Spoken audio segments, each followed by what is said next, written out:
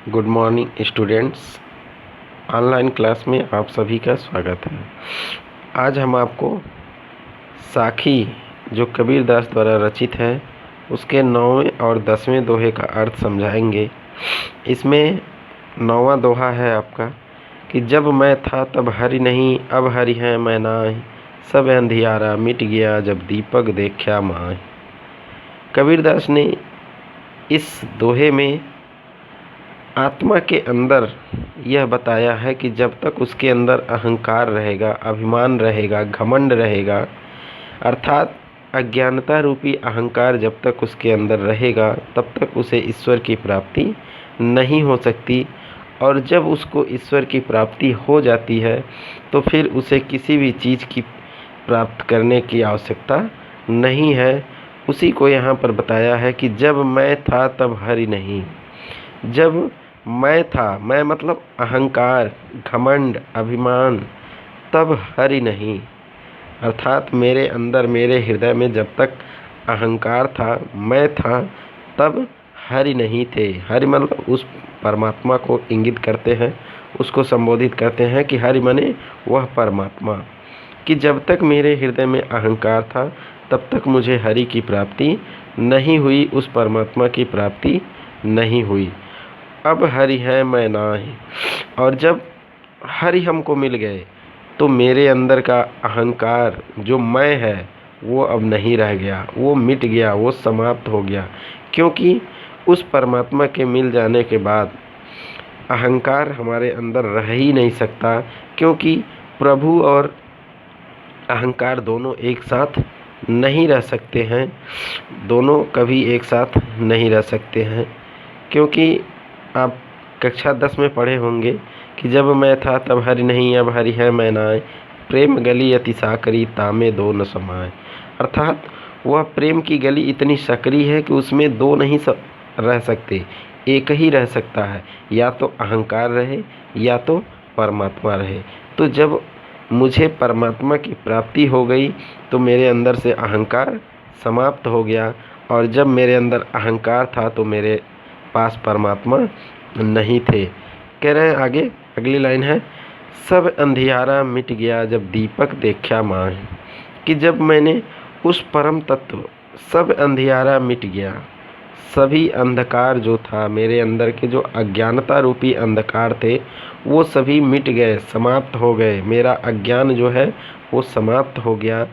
क्योंकि जब दीपक देखा माहि, जब मुझे वह ज्ञान रूपी परम ज्योति, परम प्रकाश मिल गया तो मेरे अंदर का जो अज्ञानता थी वो समाप्त हो गई, मेरा जो अहंकार था वो समाप्त हो गया, वो मिट गया।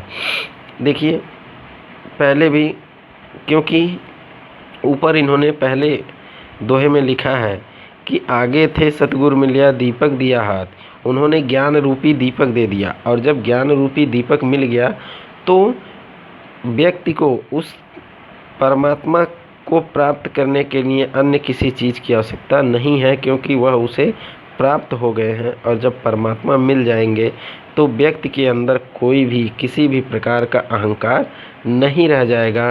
अर्थात जब वह परमात्मा प्राप्त हो गए तो इस जीवात्मा के चारों तरफ प्रकाश ही प्रकाश फैलने लगा। वो भी प्रकाश कैसा था? ज्ञान रूपी प्रकाश। और फिर उसे किसी अन्य चीज़ की पाने की अभिलाषा नहीं रह जाती है। अगला बता रहे हैं कि तन को जोगी सब करे मन को विरला कोय, सब विधि सहजे पाइए जे मन जोगी होय। अब कबीरदास ने यहाँ पर यह बताया है कि शारीरिक रूप से तो बहुत से लोग अपने आप को योग साधना में लिप्त बताते हैं कि मैं जो है भगवान की पूजा करता हूँ।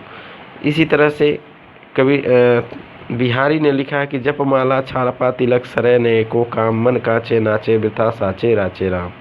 कि जप माला करने से प्रभु की प्राप्ति नहीं होती, माला तिलक छापा लगाने से, कोई भभूत लगाने से कुछ नहीं मिलता।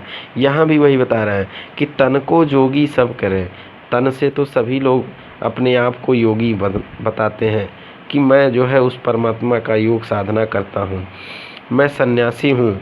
लेकिन मन को बिरला कोई, लेकिन मन से कोई योगी नहीं हो पाता और मन से कोई बिरला होता है, कोई अकेला ही एकमात्र ऐसा होता है जो मन से योगी होता है, मन से सन्यासी बनता है। और सब विधि सहजे पाइए जे मन जोगी होए।